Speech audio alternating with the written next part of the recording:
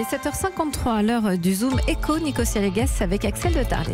Une page se tourne dans l'histoire du syndicalisme français. Pour la première fois, Axel, la CFDT devient le premier syndicat de France devant la CGT. Oui, ça n'était jamais arrivé depuis la création de la CGT en 1895.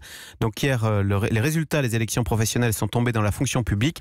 Alors attention, la CGT reste toujours en tête dans le secteur public, mais elle recule, si bien que si on fait la moyenne secteur public plus secteur privé, eh bien c'est la CFDT qui arrive en tête, et ça n'était jamais arrivé. Alors c'est là la victoire d'un syndicalisme dit réformiste, force de proposition, et qui peut effectivement, la CFDT, se targuer d'avoir obtenu des résultats très concrets, comme la complémentaire santé dans le secteur privé, comme le compte pénibilité, ou même les 35 heures.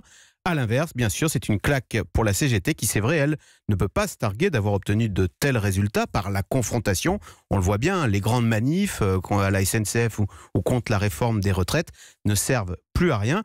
Alors que, humiliation suprême, les Gilets jaunes, eux, viennent d'obtenir par la violence pour 10 milliards de mesures sociales. Donc oui, beaucoup se demandent aujourd'hui à quoi sert la CGT. Qu'est-ce que ça veut dire pour le gouvernement que la CFDT est une bonne nouvelle ? Oui, alors bien sûr, c'est une bonne nouvelle, cette victoire de la CFDT, une bonne nouvelle pour faire la réforme de la fonction publique, pour faire la réforme des retraites. Je vous rappelle d'ailleurs que la retraite par points d'Emmanuel Macron, à la base, c'est une revendication, figurez-vous, de la CFDT.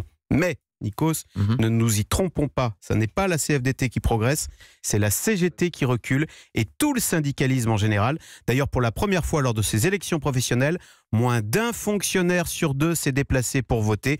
On voit bien là le délitement dont on parle, des corps intermédiaires, des syndicats pourtant bien utiles pour canaliser la colère des travailleurs. Écoutez, c'est vrai qu'on a tous réalisé en creux, au cours de ces 4 dernières semaines, la qualité et l'efficacité du service d'ordre de la CGT, capable, elle, d'organiser des manifestations monstres avec 1 million de personnes dans la rue, sans aucun débordement, ni vitrine brisée, ni voiture qui brûle. Rien que pour ça, chapeau la CGT.